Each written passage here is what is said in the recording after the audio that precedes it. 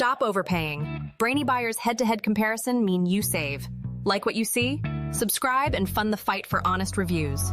Stuck choosing between the SONY E55 to 210mm and the Nikon AF-S DX 18-140mm lens? This is a classic dilemma for Sony and Nikon shooters.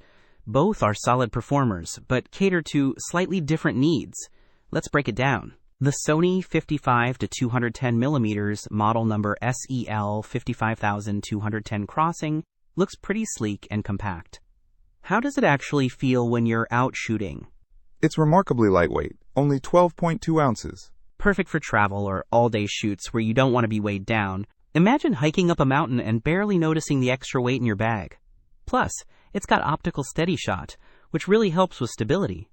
The Nikon 18-140mm model CRT NK 18-140 definitely has a more substantial feel, weighing in at 1.3 pounds. Does that translate to better build quality? Or is it just the design? It feels robust, definitely. But the real advantage is that wider 18mm starting point. Think landscapes, interiors, anytime you need to capture a broader scene. Exactly. So the Sony gives you that extra reach on the telephoto end, up to 315mm equivalent, while the Nikon gives you a wider field of view. It's a trade-off. That 210mm on the Sony, what kind of difference does that make in real-world shooting scenarios? Think wildlife photography, or getting close-up shots at sporting events. You can really isolate your subject and create some stunning bokeh with that reach.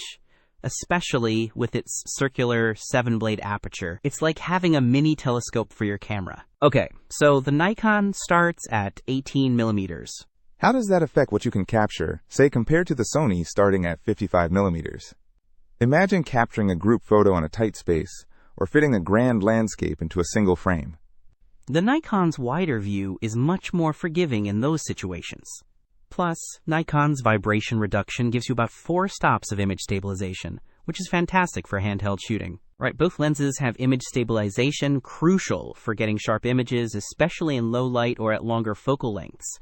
But how do they compare in terms of autofocus speed and noise?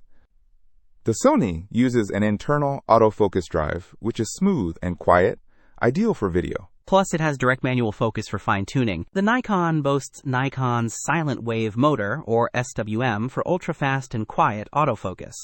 So both are well suited for video, depending on your specific needs. So it really boils down to your primary shooting style. Are you chasing wildlife and need that extra zoom? Or are you capturing landscapes and want that wider perspective?